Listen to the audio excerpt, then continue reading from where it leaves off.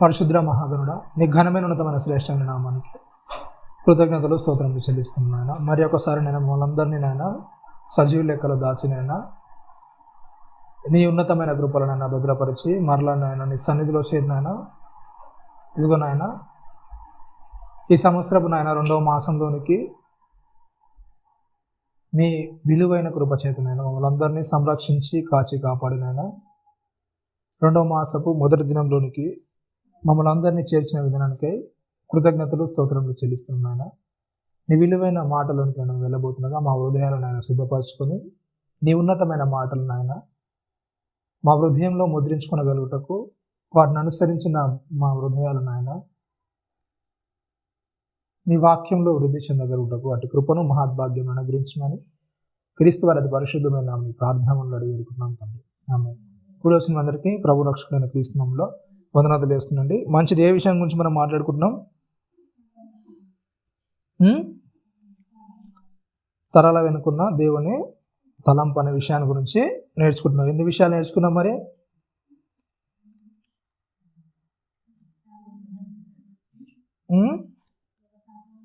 మంచిది. ఏ అధ్యాయంతో ముగించాం గుర్తుందా?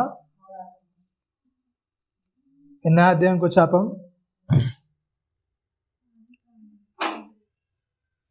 సరే, నోవాహు దగ్గరకు వచ్చి మరి మనము ఆపాము. ఓకేనా? నోవాహు దగ్గర నుంచి మరలా ప్రారంభించుకుందాం.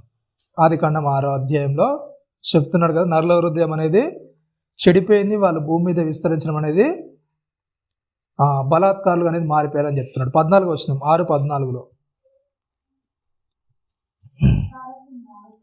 ఏంటంట? చితి సారకపు మానుతో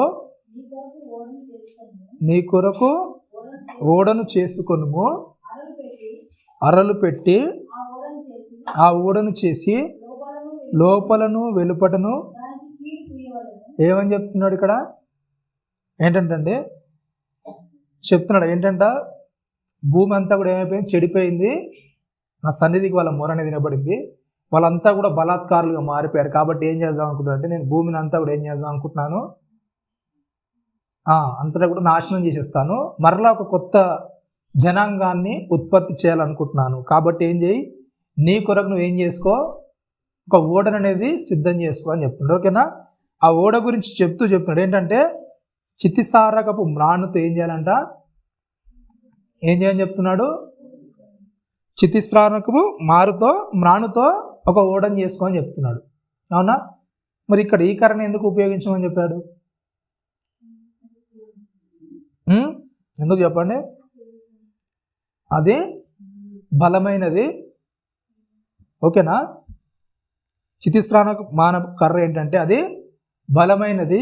అట్లా ఇంకేంటంటే చాలా వరకు కట్టెలు ఏది తీసుకున్నా సరే అవి ఏం చేస్తాయి అంటే, కొద్ది రోజులు అయిన తర్వాత ఏం చేస్తాయి, అవి పుచ్చిపోతే అట్లా ఇంకేం చేస్తాయి, పురుగు అనేది దాన్ని తినేస్తూ ఉంటుంది. ఓకేనా?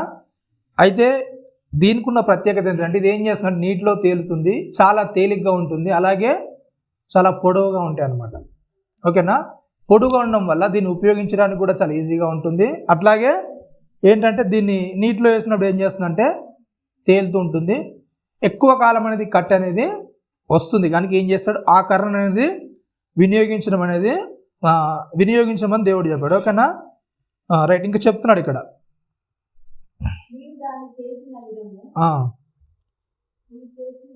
దానికి విధానాన్ని చెప్తున్నాడు, ఎట్లా చేయాలో దాన్ని కూడా చెప్తున్నాడు.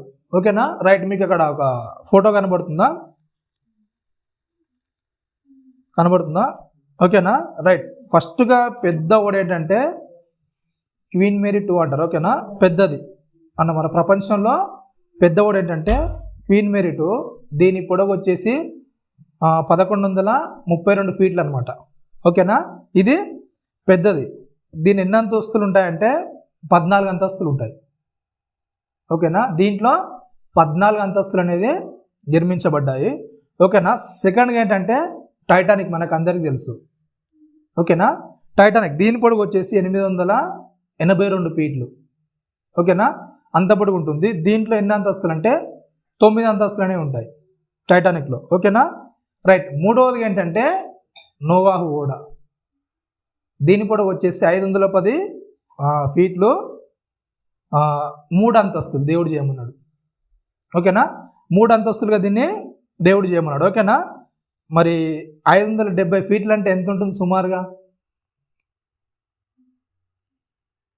ఎంత ఉంటుందండి 570 ఫీట్లు అంటే? రైలు ఎప్పుడైనా ఎక్కారా? రైలు పెట్టె పొడవు ఎంత ఉంటుంది? ఎంత ఉంటుంది రైలు ఒక పెట్టె పొడవు? ఎంత ఉంటుందండి ఒక పెట్టె? తెలుసుగా రైలు పెట్ట.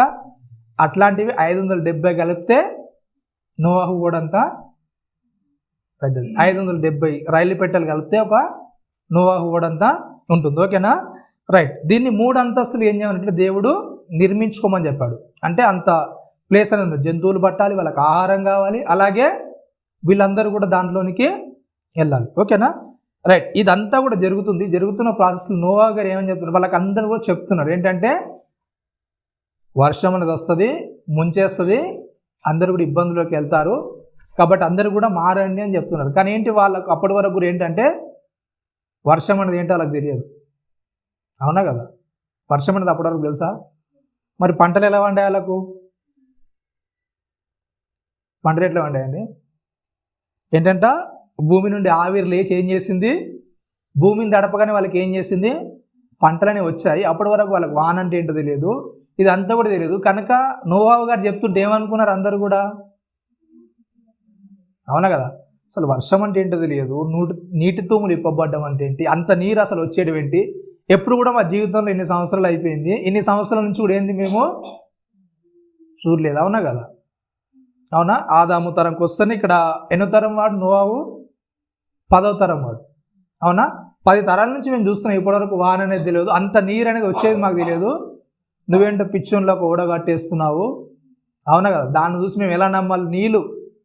ఇన్ని నీళ్ళు వచ్చేసి మనం 3 అంతస్తులు నీళ్ళు వచ్చేసి మమ్మల్ని ముంచేస్తాయి. ఎప్పటివరకు మేము 10 తరాల నుంచి చూస్తున్నాము, ఇప్పటివరకు ఇలాంటి వాన రాలేదు, అసలు ఇలాంటి జరగలేదు, ఇది ఎలా జరుగుతుందని ఏం చేశారు? ఆయనను ఏలన చేశారు. అట్లా జనాలంతా కూడా ఏలన చేస్తున్న సందర్భంలో నోవాహు గారు ఒక్కరి గురించి రాయిస్తూ చెప్తున్న మాట ఏంటంటే 9వ వచనంలో చెప్తాడు. ఏంటంట 6:9లో నోవాహు వంశావళి ఇదే, నోవాహు నీతిమంతుడును తన తరములో నిందారహితుడై ఉండెను. నోవాహు ఏంటంట చెప్తున్నాడు, ఏంటంట ఏం చేశారంట నోవాహు? ఏం చేశారంట? నోవాహు ఆ తరాల్లో నిందారహితుడిగా ఉన్నాడు. నోవాహు ఆ తరం అంతట్లో కూడా ఏంటంటే నిందారహితుడిగా ఉన్నాడు, దేవునితో నడిచాడు. కాబట్టి దేవునితో నడిచిన వాడిగా దేవుడు ఏం చేశాడు? ఆ సందర్భాన్ని అంతా కూడా ఏం చేశాడు? నోవాహు గారికి ఏం చేశాడు చెప్పండి? ముందు నుంచే చెప్పుకుంటూ వస్తున్నాడు ఆయనకు. అవునా కదా, ఒక ప్రళయం అనేది రాబోతుంది, దాని ద్వారా నేను ఒక నూతన జనాంగాన్ని నేను ఏర్పరచాలనుకుంటున్నాను, కాబట్టి ఏం చేసుకో, నీ కొరకు నువ్వు ఓడని సిద్ధం చేసుకో. అవునా కదా, ఆయనకు 100 సంవత్సరాలు వచ్చినప్పుడు ఏంటంటే అక్కడ రాయిస్తాడు, ఆ షేము హాము యాపేతు పుడతారు. ఓకేనా, 3 కుమారులు అనేది పుడతారు నోవాహు గారికి. అవునా కదా, ఇట్లా దేవునితో నడిచిన సందర్భాల్లో, ఆయన దేవునితో ఉన్న సందర్భాల్లో దేవుని నమ్మాడు. అవునా కదా, నోవాహు గారు అంటే ఒక ప్రళయం అనేది వస్తుంది భూమి మీద ఉన్న మానవ జాతి, అలాగే జంతువులు పక్షులు ఏవైతే ఉన్నాయో అన్నిటిని కూడా దేవుడు ఏం చేద్దాం అనుకుంటున్నాడు? మొత్తం నిర్మూలన చేద్దాం అనుకుంటున్నాడు. కాబట్టి ఏం చేయమంటున్నాడు? దేవుడు సపరేట్గా తన కొరకు తాను వ్యక్తులు నియమించుకోవాలనుకుంటున్నాడు. కాబట్టి ఏంటంట సపరేట్గా ఒక ఓడ అనేది కట్టుకోవాలని చెప్పి ఆయనకు నియమించినప్పుడు ఈ ఎగతాలన్నింటినీ కూడా, ఈ విషయాలన్నింటినీ కూడా ఏం చేస్తున్నారు చెప్పండి? లక్ష్యం చేయకుండా ఎంతోమంది ఎన్నో విధాలుగా ఏం చేయొచ్చు? హేళన చేసి ఉండొచ్చు, చాలా ఇబ్బంది పెట్టిండొచ్చు. అవునా కదా, ఇట్లాంటి పరిస్థితులు అన్నీ జరుగుతున్నప్పుడు నోవాహు గారు దానికి తట్టుకొని ఏం చేశారు చెప్పండి? వాటన్నిటి తట్టుకొని కూడా ఆ ఓడ అనేది నిర్మించాడు. కానీ ఎంతమంది నిర్మించాడు ఇక్కడ రాయబడలేదు, కానీ ఓడలోనికి వెళ్ళింది ఎంతమంది? అవునా కదా, ఓడ అనేది ఎంతమంది నిర్మించారో మనకు అక్కడ రాయబడలేదు. అవునా కదా, ఎందుకంటే ఇక్కడ మనకు షేము గారి సంతానానికి వస్తారనే వాళ్ళందరూ కూడా నీతిమంతులుగా మరి మనకు కనబడుతుంది. అవునా, వీళ్ళ ముత్తాత మెతుషెల అంటే జలప్రలయానికి ముందు వరకు 969 సంవత్సరాలు బ్రతాడు మెతుషెల. అంటే జలప్రలయానికి ముందు వరకు ఆయన బ్రతికే ఉన్నాడు. తన సంతానంలో ఇంకా చాలామంది ఉంటారు, వాళ్ళందరూ కూడా సహాయం చేసి ఒకవేళ ఓడను నిర్మించవచ్చు ఉండవచ్చు అని శాస్త్రవేత్తల ఒక అవగాహన అంతే. అంటే 8 మంది ద్వారా అది కొద్దిగా చేయడం అంటే చాలా ఇబ్బందికరం. కానీ ఏంటంటే దేవుడు తలుచుకుంటే ఏదైనా చేయగలడు. కానీ బైబిల్లో అది రాయబడలేదు కనుక మనకు దాని గురించి అవసరం లేదు కనుక చాలామంది దాన్ని నిర్మించుండవచ్చు అని శాస్త్రవేత్తల అంచనా. ఓకేనా, రైట్. అయితే ఇక్కడ చెప్తున్నాడు ఏంటంటే నోవాహు గారికి 3 కుమారులు ఉన్నారు. ఓకేనా 3 కుమారులు ఉన్నారు. వాళ్ళలో ఏంటంటే షేము, హాము, యాపెతు. ఓకేనా, ఈ జలప్రళయం అనేది ప్రారంభమైంది. కింది వచనంలో ఇంకా చెప్తున్నాడు, 7వ అధ్యాయంలో స్టార్ట్ అవుతుంది. ఈ తరం వారిలో ఏంట నీవే నా ఎదుట నీతిమంతుడిపై ఉండ చూచితిని గనుక నీవును నీ ఇంటి వారును ఓడలో ప్రవేశించుడి, పవిత్ర జంతువులలో ప్రతి జాతి, ఇవన్నీ కూడా చెప్తున్నాడు. ఓకేనా, రైట్. 4వ వచనంలో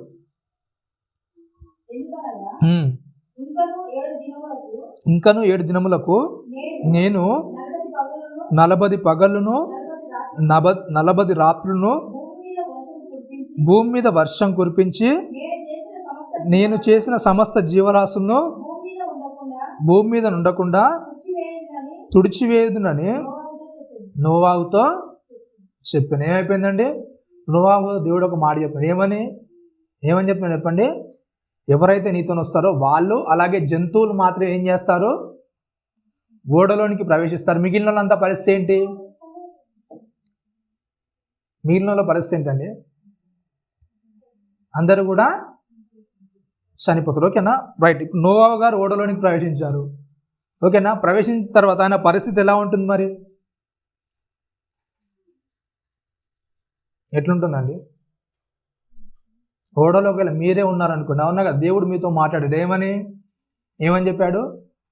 జస్ట్ భూమి మొత్తం జలప్రలయంతో ముంచేసిన తర్వాత ఎవరు మిగులుతారు చెప్పండి? ఎవరుంటారు? మీ 8 మంది తప్ప భూమి మీద ఎవరు ఉండరు. అవునా కదా? అంటే అంతకుముందు చుట్టాలు, బంధువులు, చాలామంది స్నేహితులు ఉండొచ్చు. కానీ ఎప్పుడైతే జలప్రలయం అవుతుందో తర్వాత వాళ్ళు బయటకు వస్తారని ఎవరుంటారు చెప్పండి? 8 మంది మాత్రమే ఉంటారు. ఓకేనా, రైట్. అట్లాంటి పరిస్థితుల్లో దేవుని యందు మీరు నిరీక్షణ కలిగి ఉంటారు చెప్పండి? భూమిని అంతా కూడా నేను నాశనం చేస్తాను, మీరు 8 మంది వచ్చేయండి. ఇదంతా అయిపోయిన తర్వాత ఉండేది ఎవరు? మీ 8 మంది మాత్రమే భూమి మీద ఉంటారు. మీ ద్వారా నేను ఏం చేస్తాను? మరలా భూమిని అభివృద్ధి పరుస్తాను, మరలా విస్తరింపజేస్తాను. అవునా కదా? ఏం చేస్తున్నట్టు అక్కడ చెప్తున్నాడు ఏంటంటే ఈ తరం వారిలో నీవే నా ఎదుట ఏంటంట నీతిమంతుడవై ఉండుట చూచితిని గనుక నీవును నీ ఇంటి వారును ఏం చేయండి? ఓడలో ప్రవేశించండి. నీవును ఇంటి వారిని ఏం చేయండి? ఓడలో ప్రవేశించండి. నెక్స్ట్ తరం స్టార్ట్ అయ్యేది ఎవరి నుంచి అంటే మరలా మీ నుంచి మరలా నేను ఏం చేస్తాను? కొత్త తరం అనేది స్టార్ట్ చేస్తాను. ఓకేనా, రైట్. అక్కడ చెప్తున్నాడు ఎన్ని రోజులైంది వర్షం? ఆదికాండం 8వ అధ్యాయం 3వ వచనంలో కొన్ని అక్కడ చెప్తాడు.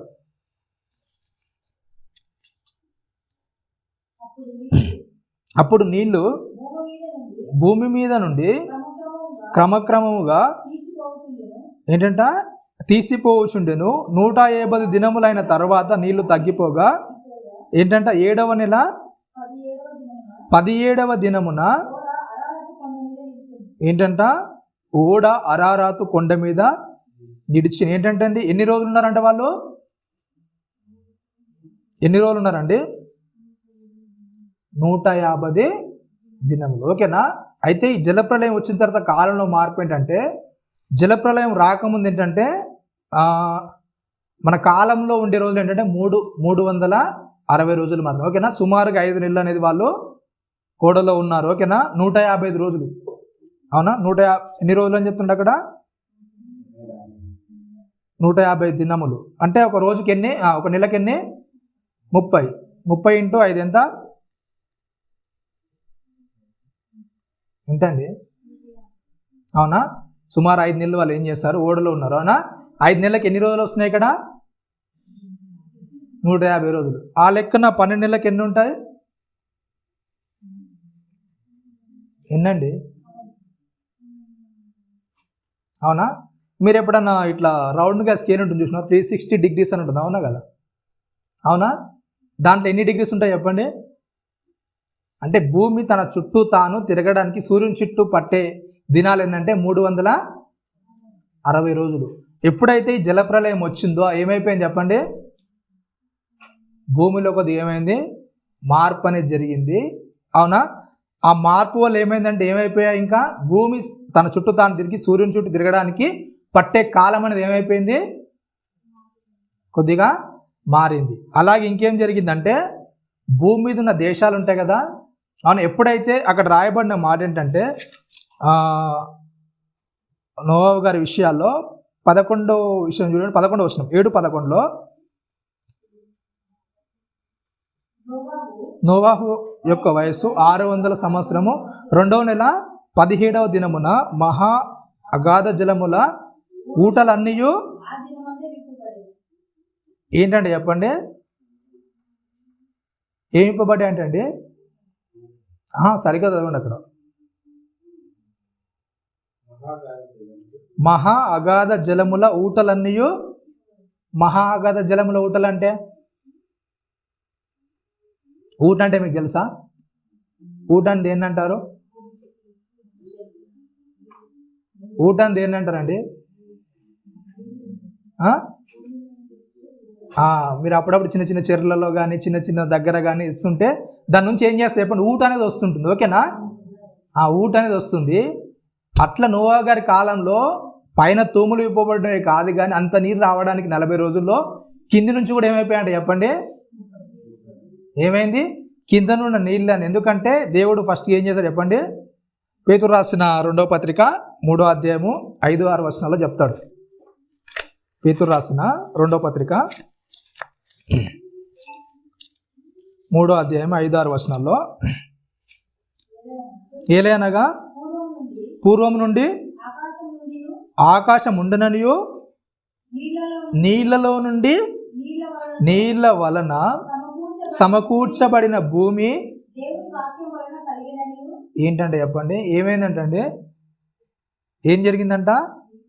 పూర్వం నుండి ఆకాశం ఉండిననియు నీళ్లలో నుండి నీళ్ల వలన ఏమైందంట?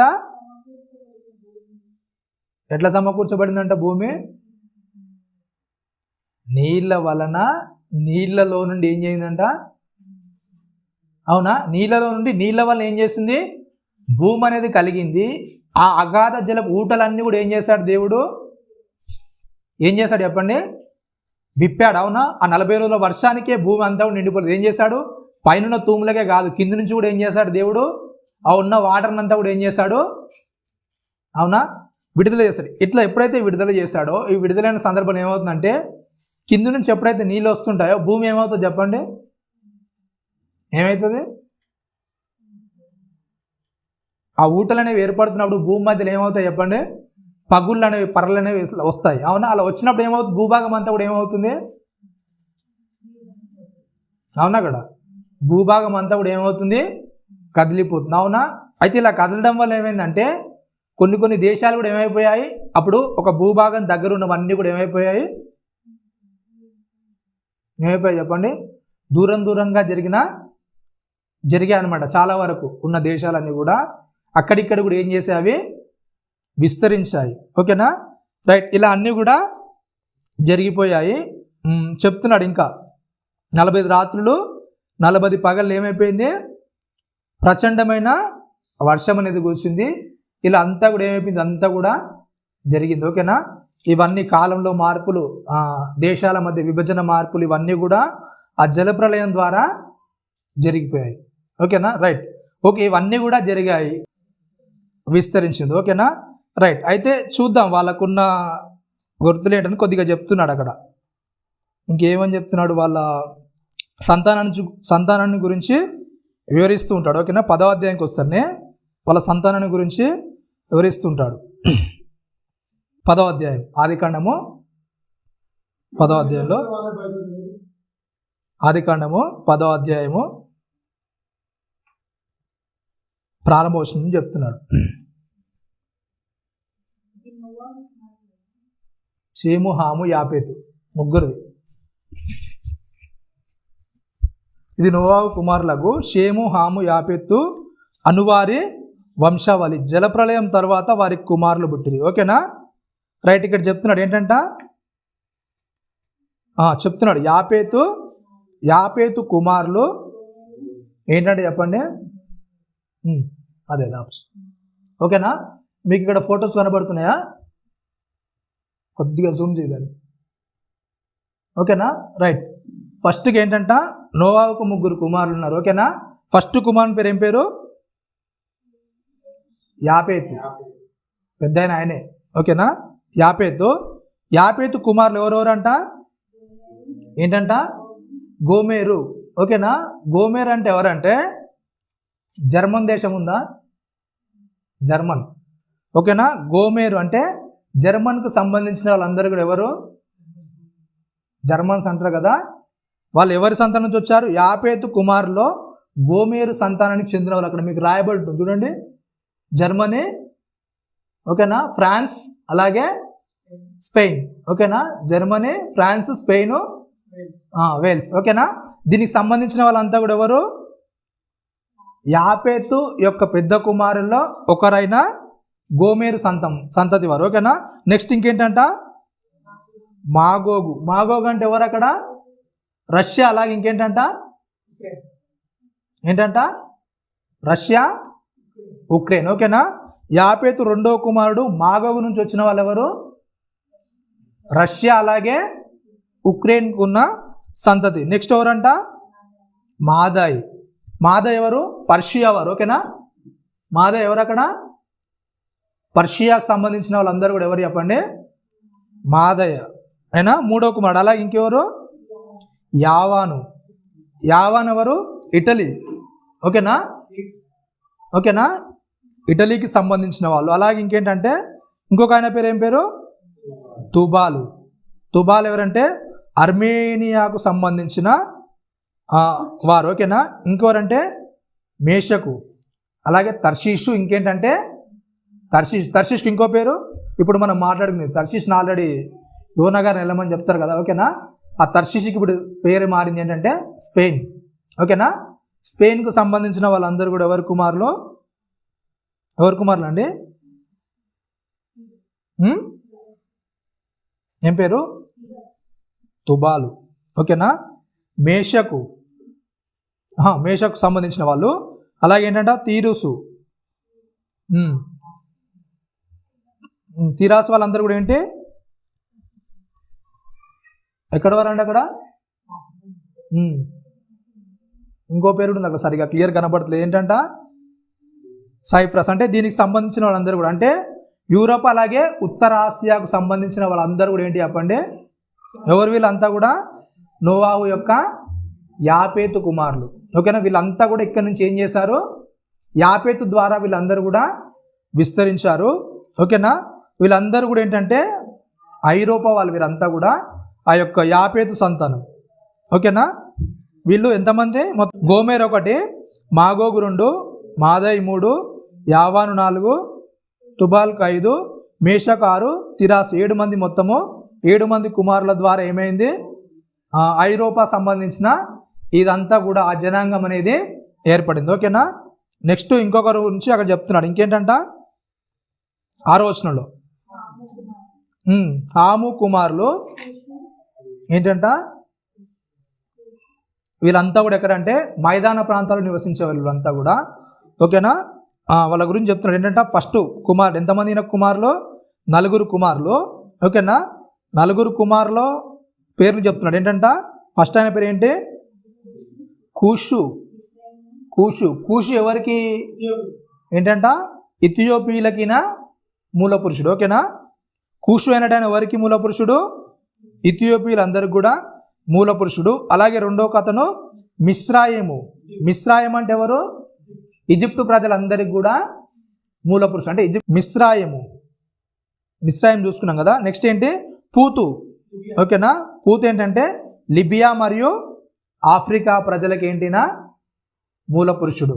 ఓకేనా? నెక్స్ట్ ఏంటంటే కానాను ఏంటి? మనకు ముందుకెళ్తుంటే కానాను గురి వస్తుంది, అవునా కదా. కొద్దిగా ముందుకెళ్తే నెక్స్ట్ పాఠంలో కూడా మనకు అది టచ్ అవుతుంది. కానానుని ఏం చేశాడు దేవుడు ఇచ్చాడు, అవునా. అక్కడ ఉన్న వాళ్ళందరినీ కూడా ఏం చేశాడండి వెళ్ళగొట్టాడు. ఎవరెవరిని వెళ్ళగొట్టాడు అనేది మనం కొద్దిగా ముందుకు వెళ్తుంటే వాళ్ళందరి గురించి కూడా కొద్దిగా వివరణ వస్తుంది.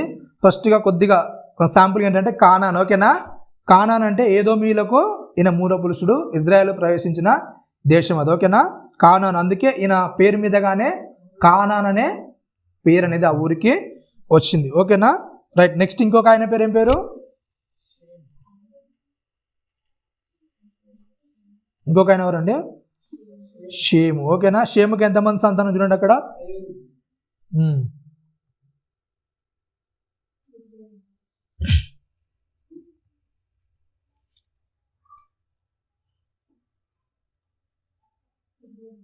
21వ వచనం నుంచి ఉంది అక్కడ. ఏబేరు యొక్క కుమారులందరికీ పితరుడును పెద్దవాడైన యాపేతు సహోదరుడు షేముకు కూడా సంతానం పుట్టెను. షేము కుమారుడు ఏంటంట, ఏలాము. ఏలాము అంటే ఎక్కడండి, ఇరాన్ అలాగే పర్షియా వాళ్ళకి ఏంటి చెప్పండి నా మూల పురుషుడు. నెక్స్ట్ ఇంకేంటంట, అషూరు. అషూర్ అంటే ఉత్తర ఇరాక్ సంబంధించిన వారికి మూల పురుషుడు. నెక్స్ట్ ఇంకేంటంట, అర్పక్షదు. అర్పక్షదు ఎవరో తెలుసా కదా, మీరు బైబిల్ స్టడీ చేశారు కదండి. అర్పక్షాదు నుంచి 10వ తరంలో వచ్చిన వాడే అబ్రహాం, ఓకేనా. అర్పక్షాదులో 10వ తరం నుంచి ఎవరు వస్తారు, ఏం చేస్తారు, అబ్రహాము 10వ తరంలో వస్తాడు, ఓకేనా. అర్పక్షాదు, ఓకేనా. నెక్స్ట్ ఈ తరం నుంచే ఆ యొక్క యేసుక్రీస్తు జనాంగం అనేది వస్తుంది, ఓకేనా. నెక్స్ట్ ఏంటంట, అర్పక్షాదు. దాని తర్వాత లూదు. వీళ్ళు లూదియాకు సంబంధించిన వాళ్ళకి ఏంటంటే ఈయన మూల పురుషుడు. అంటే ప్రతి వారు అంటే జనాంగం విస్తరించడానికి ఒక జలప్రళయం అనేది జరిగిన తర్వాత ఏమైపోయింది చెప్పండి, ఏమైపోయింది, వాళ్ళ జాతుల వారిగా, వాళ్ళ ప్రాంతాల వారిగా, వాళ్ళ వృత్తుల వారికి ఏం చేశారు, వీళ్ళంతా కూడా ఏం చేశారు, వీళ్ళంతా విస్తరించారు, ఓకేనా. రైట్, అందరూ వచ్చింది ఎక్కడి నుంచి మరి, ప్రపంచం జలప్రలయం అయిన తర్వాత ఎవరి నుంచి వచ్చారు చెప్పండి, అవునా. నోవాహు గారి నుంచి వచ్చారనికి కారణం ఏంటంటే మనకు తెలుసు, 8 మంది మాత్రమే ఓడలో రక్షించబడ్డారు, 8 మంది మాత్రమే మిగిలారు. భూమి మీద ఉన్న బ్లడ్ గ్రూప్స్ అన్నీ కూడా ఎన్ని చెప్పండి, 8 మాత్రమే మిగిలినాయి. 8 మంది ద్వారానే ప్రపంచ జనాభా అంతా కూడా ఏం చేసింది, విస్తరిస్తూ వచ్చింది, ఓకేనా. రైట్, అంటే 8 మంది ద్వారానే ఈ జనాభా అంతా కూడా ఏం చేసింది, విస్తరించింది. రకరకాల కారణాల వల్ల రకరకాలుగా వాళ్ళు ఏం చేశారు, వాళ్ళ ప్రాంతాలను ఎంచుకొని ఆ ప్రాంతాలు నివసించడం అనేది ప్రారంభించారు. ఇలా ప్రారంభించడం వల్ల ఏమైపోయింది, వాళ్ళు ఒక జనాంగంగా వాళ్ళకు తగ్గ పేర్లు అనేది ఏం చేశారు, వాళ్ళు ఏర్పరచుకున్నారు, అవునా కదా. మీకు అందరికీ తెలుసు ఏముంటుంది చెప్పండి, మీ అందరు కూడా ఏముంటుందండి, మీ ముందు ఒక తోక ఉంటుంది, ఏంటిది అది, ఏముంటుందండి, ఇంటి పేరు, అవునా కదా. ఆ ఇంటి పేరు ఎక్కడి నుంచి వచ్చింది మరి, ఎక్కడి నుంచి వచ్చిందండి, అందరు కూడా ఇంటి పేర్లు ఉన్నాయా, ఇంటి పేర్లు ఎక్కడి నుంచి వచ్చాయి మరి, ఎక్కడి నుంచి వచ్చాయండి, వాళ్ళ పేరును బట్టి ఏం చేశారు చెప్పండి, వీనికి సంబంధించిన వాడు కనుక ఏంటి, లేకుంటే ఆ ఊరు నుంచి వస్తే ఆ ఊరు వాళ్ళకి సంబంధించేది ఏంటి, ఆ ఊరు పేరునే ఇంటి పేరుగా, అతని తాత పేరున అతని ఇంటి పేరుగా, అవునా కదా. వాళ్ళకు తగ్గ వంశానికి ఏంటి చెప్పండి, ఇంటి పేరుగా వాళ్ళు ఏం చేశారు, మార్చుకున్నారు, అవునా. ఆము సంతానంలో ఉన్న ఒక వ్యక్తి గురించి బైబిల్లో రాయబడింది ఏంటంటే, మనం చెప్పడం అనేది మర్చిపోయి, ఏంటంటే ఆయనలో ఒక 9వ వచనం ఉంటుంది, 8వ వచనం నుంచి ఉంటుంది అక్కడ. కూషు కుమారుడు అంటే హాము కుమారుల్లో ఒకడు కూషు ఏంటంటే 8వ వచనంలో కూషు ఏంటంటే నిమ్రోదును కనెను, అతడు భూమి మీద పరాక్రమశాలి ఉండుట ఆరంభించిన. అతడు యెహోవా ఎదుట పరాక్రమం గల ఏంటంట వేటగాడు. ఏంటంటే నిమ్రోదుకో పేరు, నిమ్రోద్ మనకు తెలుసు, ఓకేనా. నిమ్రోద్ ఏంటంట యెహోవా ఎదుట ఏంటంటే చెప్పండి, పరాక్రమశాలి అయిన వేటగాడుగా ఆయన ఏం చేశాడు, ఆయన పేరు అనేది పొందాడు. ఈయన ఎవరి నుంచి, ఆము సంతానం నుంచి వచ్చాడు, ఓకేనా. ఇవన్నీ కూడా ఏం చేశాడు చెప్పండి, వారి సంతానాలుగా వారి వారి ప్రజలు ఏం చేస్తారు, ఇదంతా కూడా భూమి మీద విస్తరించడం అనేది ప్రారంభించారు. ఓకేనా, వీళ్ళంతా కూడా ఏం చేస్తారు, భూమి మీద ఒక నోవాహు ద్వారా ఏం చేశారు, నోవాహు బ్రతికి బయటపడడం ద్వారా దేవుని యందు భయభక్తి ఉండడం ద్వారా ఏం చేసింది చెప్పండి, ప్రపంచంలో ఉన్న జనాభా అంతా కూడా ఏమేం చెప్పండి విస్తరించడం అనేది ప్రారంభమైపోయింది. విస్తరించడం అనేది ఇక్కడ మనం చూస్తున్నాం, అవునా కదా. మీరు ఎక్కడికి వెళ్ళినా సరే ఏం చేయాలి చెప్పండి, ఏదైనా చరిత్రలోకి వెళ్ళాలన్నా ఏదైనా విషయం తెలవాలన్నా మరలా రావాల్సింది ఎక్కడికి చెప్పండి, ఎక్కడ రావాలి, మళ్ళా బైబుల్ దగ్గరికి వస్తేనే మరలా చరిత్ర ఆధారాలు అన్నీ దొరుకుతాయి. ఎక్కడి నుంచి జనం అనేది ప్రారంభమైంది, జనాంగం అనేది ఎక్కడ స్టార్ట్ అయింది, అవన్నీ తెలవాలంటే మరలా ఏం చేయాలి చెప్పండి, మరలా బైబుల్ దగ్గరికి వచ్చి చూస్తేనే వాటి విషయాలన్నీ కూడా మనకు బహిర్గతం అవుతాయి. కనుక ఆ విషయాలు మనం ఏం చేయాలి చెప్పండి, దేవుడు ప్రతి విషయాన్ని చాలా జాగ్రత్తగా రాసుంచాడు, చాలా జాగ్రత్తగా మన కొరకు ఏం చేశాడు, భద్రపరుచుంచాడు. కాబట్టి ప్రతి విషయాన్ని కూడా ఎప్పుడైతే మనం జాగ్రత్తగా దాన్ని పరిశీలించుకుంటూ వెళ్తామో ప్రతి విషయం అనేది మనకి ఏం చేస్తుంది చెప్పండి, అవగాహన వస్తుంది, దాని మీద జ్ఞానం అనేది మనకు పెరుగుతుంటుంది, అవునా కదా. అందుకే చెప్తాడు ఏంటంటే దావీదు గారు చెప్తుంది ఏంటంటే ఆయన అనుదినం కూడా ఏం చేస్తాడు, దేవుని వాక్యాన్ని ధ్యానిస్తూ ఉంటాడు. ఆ ధ్యానించడం ద్వారా ఏంటంటే అందులో ఉన్న జ్ఞానం అంతా కూడా ఏం చేస్తుంది, దేవుని జ్ఞానం అంతా కూడా మనకు తెలుస్తుంది. రైట్, అంటే దేశాలన్నీ కూడా ఇలా అభివృద్ధి చెందాయి. ఓకే, అంటే నోవాహు వారి ద్వారా ఇవన్నీ జరిగాయి. మరి మన ఫ్యామిలీ అభివృద్ధి చెందాలంటే మనం ఏం చేయాలి, అవునా కదా. మన తరం అనేది విస్తరించి అభివృద్ధి చెందాలంటే మనం ఏం చేయాలి చెప్పండి, మనం ఏం చేయాలి. పేతురు గారు రాస్తూ చెప్తారు అసలు ఎలా ఉందో పరిస్థితి. 2 పేతురు 3వ అధ్యాయం ఇప్పుడు చదువుకున్నాం కదా, 5-6 వచనాల్లో కిందికి వెళ్తుంటే ఆ మాటని చెప్తుంటాడు. ముగించుకుందాం.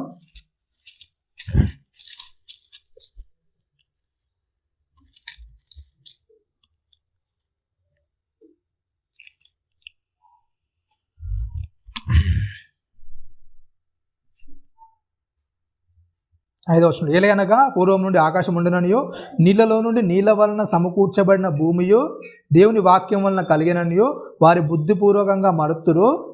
ఆ నీళ్ల వలన అప్పుడున్న లోకము నీటి వరదలో మునిగి ఏం చేసిందంట, ఏమైపోయిందండి చెప్పండి. వాళ్ళు చెప్తుంటే ఏమనుకున్నారు, అంతా ఏమనుకున్నారండి, బిర్రులు పిచ్చోలు ఇలా కీంది అసలు నీళ్ళు రావడం ఏంటి, ఇన్ని నీళ్ళు వచ్చి ముంచడం ఏంటి, 3 అంతస్తుల వరకు నీళ్ళు వస్తాయి, 3 అంతస్తులు కట్టుకొని ఉండాలా ఓడను, అంత అవసరం ఏంటి అని ఏం చేశారు, ఏలన చేసిన వారికి ఉన్నారు. కానీ ఏమైపోయింది చెప్పండి, చివరికి ఏమైంది నిజంగానే వాన వచ్చింది, వరద వచ్చింది, భూమి లోపల నుండి ఆగాధ ఊటలన్నీ కూడా తెరవబడ్డాయి. వాళ్ళంతా కూడా ఏం చేశారు, నాశనం అయిపోయారు. ఓకేనా, రైట్. ఇంకేంటంట 7వ వచనంలో, అయితే ఇప్పుడున్న ఆకాశము ఇప్పుడు ఏమైపోయింది చెప్పండి, మరలా ఏం చేశాడు దేవుడు, కొత్త సృష్టిని అంతా కూడా తయారు చేశాడు, అవునా కదా. మొత్తాన్ని ముంచేసి మరలా కొత్త సృష్టిగా చేసి చెప్తున్నాడా, భూమియు భక్తిహీనుల తీర్పును నాశనమును జరుగు దినం వరకు అగ్ని కొరకు ఏం చేస్తున్నాడు చెప్పండి. అప్పుడేం చేశాడు దేవుడు, ఏం చేశాడు చెప్పండి, నీటి ద్వారా భూమిని అంతా కూడా ముంచేశాడు. నోవాహుకు ఒక ఏం చేశాడు, ఒక జ్ఞాపకాన్ని ఇచ్చాడు, ఏం చేశాడు ఆయనకు చెప్పాడు ఏంటి, మరలా నేను ఎప్పుడు కూడా ఏం చేయను, నీటితో ముంచున్నాను. ఏం చేశాడు, ఒక మాట అనేది ఇచ్చాడు నోవాహు గారికి. ఆ మాటను బట్టి మరలా భూమి ఇంతవరకు కూడా ఏం చేయలేదు, అంత పెద్ద జలప్రళయం అనలేదు, అగాధ తూములు అన్నీ కూడా ఎప్పుడు కూడా విప్పబడలేదు. కానీ నెక్స్ట్ జరిగే విషయాన్ని గురించి చెప్తున్నాడు. క్రైస్తవులుగా దేవుణ్ణి నమ్మిన వారిగా దేవుణ్ణి తెలిసిన వారికి ఏం చెప్తున్నాడంటే, అప్పుడు ఏం చేస్తాడు, నీటితో లోకాన్ని అంతా కూడా ముంచాడు. కానీ నెక్స్ట్ జరిగేది ఏంటంటే చెప్పండి, నీటితో కాదండి, ఇప్పుడు దేనితోనంటే ముంచేది, దేనితోనండి, అగ్ని. నిజంగా అగ్ని వస్తుందా అంటే కొద్దిగా శాంపుల్గా కూడా ఉంచాడు. సొదొమ గొమొర్రా మీద ఏం చేశాడు చెప్పండి, అగ్నిగంధకాలు చిన్న శాంపుల్ అంతేనా. ఇప్పటి వరకు కూడా అక్కడ ఏం చెప్పిన పరిస్థితి ఏమేం చెప్పండి, అగ్ని ఇంకా అలాగే ఉంది, ఆ పరిస్థితులన్నీ కూడా అలాగే ఉన్నాయి, నేల మొలకలు కూడా అక్కడ మొలవని పరిస్థితి, అవునా కదా. అది కొద్ది శాంపుల్ మాత్రమే, అవునా కదా. రైట్, నెక్స్ట్ జరిగేది ఏంటంట అగ్ని అనేది భూమి మీద కుర్రబోతుంది. కాబట్టి ఏం చేయమని చెప్తున్నాడు, ఇంకా చెప్తున్నాడు,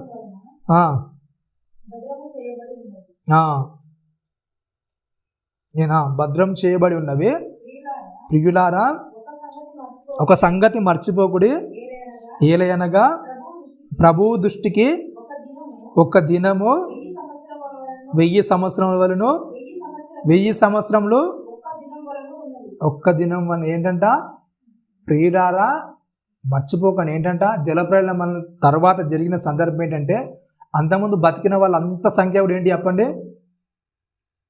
ఎన్ని రోజులు బ్రతికారండి? అవునా కదా, 960 సంవత్సరాలు, 953 సంవత్సరాలు, 960 సంవత్సరాలు, 930 సంవత్సరాలు. అవునా కదా. జలప్రళయం ఎప్పుడైతే జరిగిపోయిందో దాని తర్వాత ఏం చేస్తాడంటే దేవుడు మాట్లాడుతూ చెప్తాడు. అదే విషయాల్లో ఆదికాండంలో మాట్లాడతాడు కదా.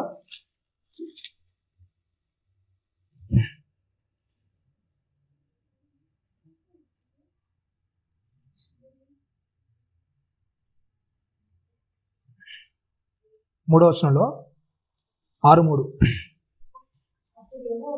అప్పుడు యెహోవా నా ఆత్మ నరులతో ఎల్లప్పుడూ వాదించదు, వారు తమ అక్రమ విషయంలో నరమాత్రులై ఉన్నారు, అయినను వారి దినములో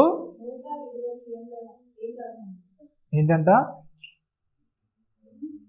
ఏం చేస్తున్నట్టు చెప్పండి, వీళ్ళు బలాత్కారులుగా ఉన్నారు, వీళ్ళు ఎంత చెప్పినా వినట్లేదు, అయినా వీళ్ళు ఏంటి చెప్పండి, శరీరులు, అంటే శరీరంలో నివసిస్తున్నారు కనుక వీళ్ళు ఏం చేస్తారు చెప్పండి, శరీరాన్ని అనుసరించే నడుస్తారు, శరీర ప్రకారంగా నడుస్తారు, వాళ్ళ శరీర క్రియల్ని వీళ్ళు ఏం చేస్తారు, భూమి మీద నెరవేరుస్తుంటారు. కాబట్టి ఇంత కాలాన్ని ఇచ్చి నేను బాధపడే బదులు ఏం చేయొచ్చు,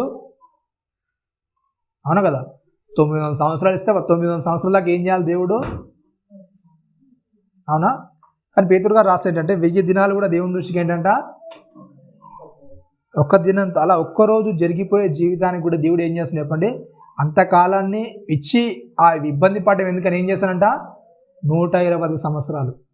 ఓకేనా. దీన్ని కొద్దిగా సైంటిస్టులు ఆలోచించి ఏంటంటే ఫస్ట్గా ఏంటంటే వీళ్ళకు జలప్రలయం జరగడానికి కూడా ఎన్ని సంవత్సరాలు గ్యాప్ ఇచ్చాడు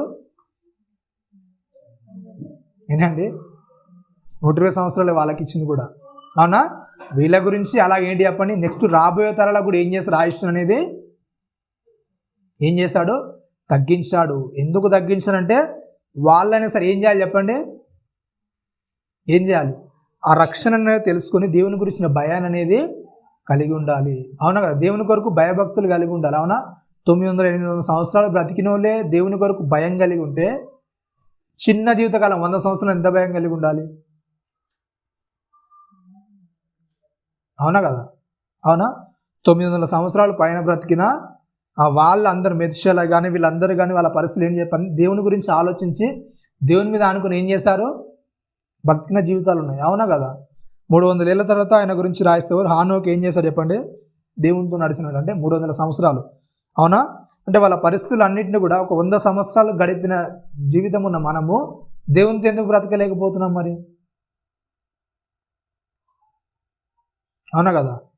అంటే వాళ్ళ జీవితకాలం అంతించినా సరే వాళ్ళు దేవునితో గడపడానికి ఏం చేశారు, వాళ్ళు ఇష్టపడ్డారు. మన ఆయుష్ కొద్దిది, మన జీవితం కొద్దిది, అవునా కదా.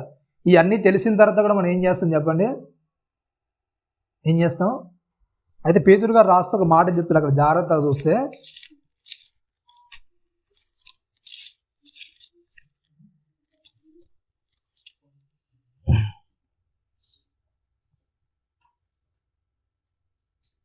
ఐదవ వచనంలో కింది భావన చెప్తారు ఏంటంటే, భూమి దేవుని వాక్యం వల్ల కలిగిన వారు ఏంటంటే చెప్పండి, బుద్ధిహీనంగా ఏం చేస్తారు చెప్పండి, ఏం చేస్తారు, మర్చిపోతారు. అవునా కదా. వాళ్ళు ఏం చేస్తారు చెప్పండి, మర్చిపోతారు. అంటే దేవుని వల్ల ఇదంతా అయిపోతుంది, దేవుడు ఇలా చేస్తాడు అనే విషయం తెలుసా తెలియదా అంటే ఏం తెలుసు చెప్పండి, తెలుసు, అందరికి తెలుసు, జరుగుతుందని తెలుసు, కానీ ఏం చేస్తారు చెప్పండి, మర్చిపోయారు. తర్వాత చూద్దాంలే, టైమింగ్ ఉంది కదా, చాలా సంవత్సరాలు ఉంది కదా, అవునా కదా. ఇప్పుడే కంగారు పడ్డం ఎందుకు, ఇప్పుడే తొందరపడ్డం ఎందుకు, ఇప్పుడే దాని గురించి ఆలోచించడం ఎందుకు, అవునా కదా.